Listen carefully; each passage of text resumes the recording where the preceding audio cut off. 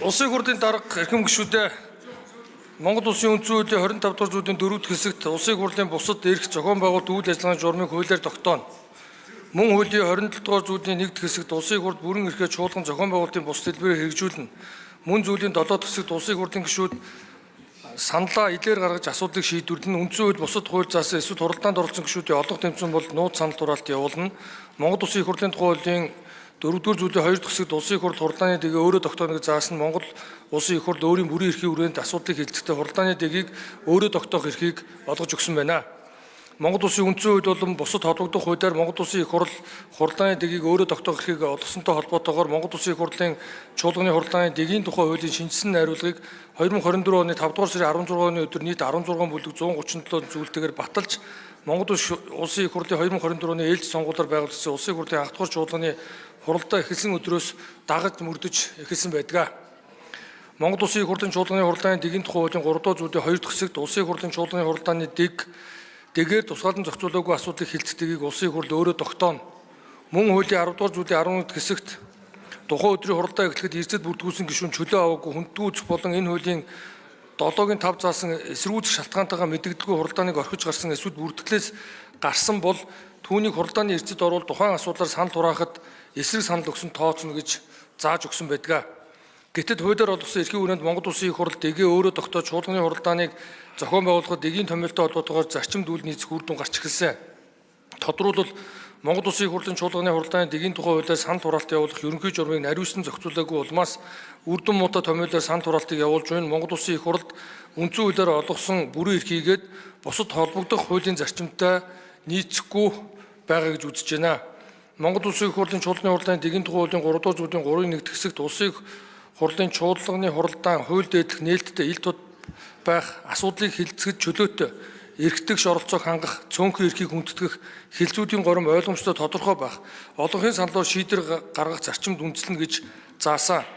Гэтэл Монгол Улсын их хурлын чуулганы хуралдааны санал хураах журмыг холбогдох хуулиар наривсан тодорхойлж өгөөгүйгээс үүдэн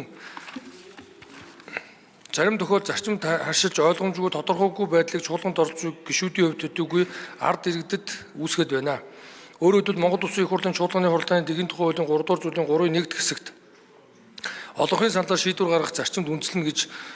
Монгол Улсын их хурлын тухай хуулийн 3 дугаар зүйлийн 3-ын 1-р хэсэгт улсын их хурлын үндсэн зорилт нь ард түмний сонгож байгуулсан төрийн эрх барих төлөөлийн байгууллагын хувьд ард түмний засаглах эрхийг хангахад оршино гэж тус заасанчлан улсын хэмжээний асуудлыг бүрэн эрхийгээ өрөөнд хэлэлцэх шийдвэр гаргаж буй ард түмний сонгогдсон төлөөлийн хувьд асуудлыг хэлэлцэж шийдвэрлэхдээ дэгээ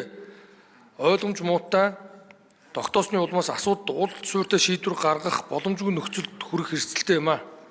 Монгол Улсын их хурлын чуулганы хуралдааны дэгийн тухай хуулийн 10 дугаар зүйлийн 10-ийн 11-р хэсэгт тухайн өдрийн хуралдаа эхлэхэд эрсдэл бүрдгүүлсэн гишүүн чөлөө аваагүй хүндгүй үзэх болон энэ хуулийн 7-гийн 5 заасан эсрүүц шалтгаантай мэдэгдэлгүй хурлыг орхиж гарсан эсвэл бүртгэлээс гарсан бол түүнийг хуралдааны эрсдэлд оруул тухайн асуудлаас санал хураахад эсрэг санал өгсөн тооцно гэж зааснаас үзвэл байнгын орон хэлэлцэж дэмжсэн эсвэл дэмжээгүй санал авсан асуудлыг Монгол Улсын их хурлын чуулганы хуралдаанд хэлэлцүүлэхдээ дэмжсэн саналыг дэмжих эсвэл дэмжихгүй эсэх, мөн дэмжээгүй саналыг дэмжих эсвэл дэмжихгүй эсэх гэх байдлаар санал хурааж байна. Тус дэгийг хуулиараа наривсан тогтоох шаардлагатай байгааг харуулж байна гэж үзэж байна.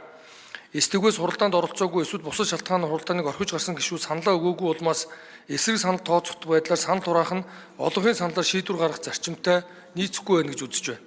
Иймд Монгол Улсын их хурлын чуулганы хуралдааны дэгийн тухай хууль нэмэлт өөрчлөлт оруулах хуулийн төслийг 6 зүйлтэй байхаар боловсрууллаа. Хуулийн төслийн 1-р зүйл дараах зохицуултыг тусгалаа. Үүнд засгийн газрын гишүүнээр томилох тухай асуудал болон засгийн газрын гишүүнийг чөлөөлөх огцруулах түүнтэй холбогдуулан шинээр томилох асуудлын талаарх ерөнхий сайдын танилцуулгыг хүлээн авснаас хойш уг асуудлыг ажлын 5 хоногийн дотор чуулганы нэгдсэн уралдаанд танилцуулсан байхаар товыг тогтоох, мөн хуулийн холбогдох зохицуулт болох 26-гийн 1-р хэсэг, 103-ийн 1-р хэсэгт улсын их хурл уг танилцуулгыг ажлын 5 хоногийн дотор сонсохоор тусгалаа. Мөн хууль Монгол Улсын их хурлын бусад шийдвэрийн төслийн анхны хэлцүүлгийг явуулахад улсын их хурлын гишүүн нам хэмжлийн бүлэг ажлын хэсгээс гаргасан зарчмын зөрүүтэй саналын томьёолоор байнгын орон дээр дэмжигдээгүй саналыг тухайн санд гаргасан этгээд нэгдсэн чуулганы хуралдаанд хэлэлцүүлж санд хураалах хүсэлт гаргасан бол чуулганаар санд хураалахаар өөрчлөлгөөр тусгалаа. Хуулийн төслийн 2-р зүйлд санд хураалт явуулах ерөнхий журамд өөрчлөлт оруулж чуулганы нэгдсэн хуралдаанаар хууль тогтоолын төсөл тодорхой асуудлыг хэлэлцэхдээ байнгын хорооны хуралдаанд оролцсон нийт гишүүдийн олонх дэмжсэн дэмжээгүйгээс үл хамаарч эрх үхэн этгээдийн анх гаргасан саналыг нь дэмжих хэсгээс санал хураах агуулгатай зохицуулт нэмэхээр тусгалаа. Хуулийн төслийн 3 дугаар зүйлд Монгол Улсын их хурлын чуулганы хуралдааны дэгийн тухай хуулийн 20-гийн 1 хэсэг 103-ийн 1 хэсгийг өөрчлөн найруулж улсын их хурл засгийн газрын гишүүнээр томилох тухай асуудал болон засгийн газрын гишүүнийг чөлөөлөх огцруулах дүнтэй холбогдсон шинээр томилох асуудлын талаарх ерөнхий сайдын танилцуулгыг хүлээн авснаас хойш ажлын 5 өдрийн дотор сонсохоор тусгалаа. Хуулийн төслийн 4-р зүйлд Монгол Улсын их хурлын чуулганы хуралдааны дэгийн тухай хуулийн зарим хэсэгт Монгол Улсын үндсэн хууль заасан хугацаанаас тусгасныг үндсэн хуульд нийцүүлж өөрчлөхөөр тусгалаа. Хугацаанаас зөрүүтэй тусгасныг үндсэн хуульд нийцүүлж өөрчлөхөөр тусгалаа. Түүнчлэн хуулийн төслийн 4 болон 5 дугаар зүйл чуулганы нэгдсэн хуралдаанаар хууль тогтоолын төсөл тодорхой асуудал хэлцэгтэй байнгын орооны хуралдаанд оролцсон нийт гишүүд дэмцэн дэмжээгүйгээс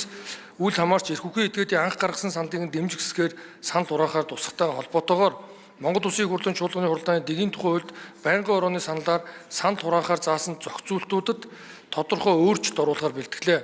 Хуулийн төслийн 6 дугаар зүйлд үндсэн хуулийн төслийн дүгнэлтийг хэлэлцэхэд холбогдох байнгын орооны санал дүгнэлт зөрүүл, хууль зүйн байнгын орооны санал дүгнэлтээр эхэлж санал хураах, ерөнхийлөгчийн хоргийг хэлэлцэхэд холбогдох байнгын ороо болон хууль зүйн байнгын орооны санал дүгнэлт зөрүүл, холбогдох байнгын орооны саналаар эхэлж санал хураах зохицуултыг хүчингүй болгохоор тусгасан болно. Энэхүү хуулийн төсөл батлагснаар Монгол Улсын үндсэн хууль заасан хууль дээдлэх зарчим болон